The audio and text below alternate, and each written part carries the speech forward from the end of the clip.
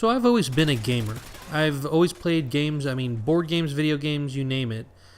And I was thinking that the term gamer, what it means today is completely different from what it means like even 20 years ago. Or even if you go back a little bit further than 20 years, you know, what did that term gamer mean? And where did it start? Like did gamer, did it begin to to describe somebody who played board games a lot, or did it start specifically for video games? You know, I could go and look and try and figure it out like Wikipedia or something, but let's face it, I'm too lazy to do that. So we're just going to use this as a hypothetical. I've played games my whole life. Some of my favorite games are also the ones that I've literally almost gotten in fistfights with some of my best friends and family members. I remember this one time when we were a kid.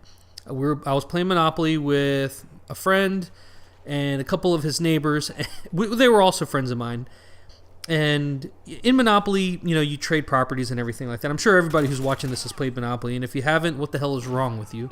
But I had mortgaged off some property because I was running low on cash. Now, when you mortgage off the property, you're supposed to flip it upside down so you can see that it's mortgaged.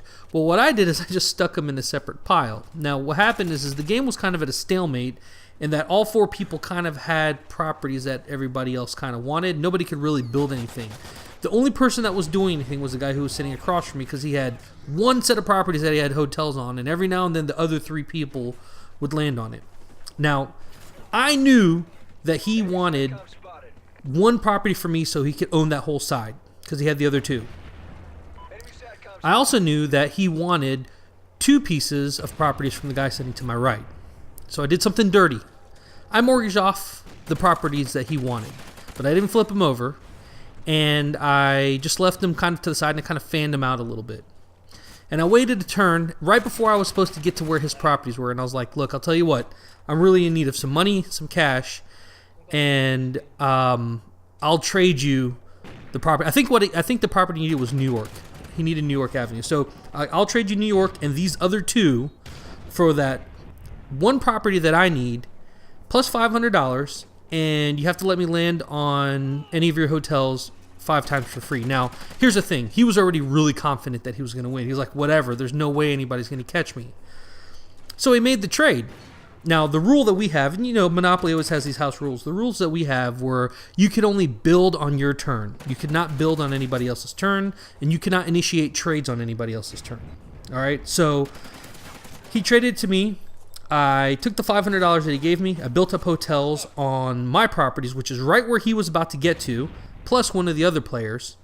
And I rolled the dice, and I landed on his property that had a hotel on it already. So I was like, that's 1 out of 5. He's like, all right, that's fine. Next person went, landed on my hotels. Got me some money. It went to his turn. He went to build, and he was like, all right, I'm going to put hotels in here. I was like, no, dude, no. You have to unmortgage those properties first. He's like, what? Now, I made a calculated decision. I deceived my friend. I deceived him on purpose for the point of getting an advantage and winning.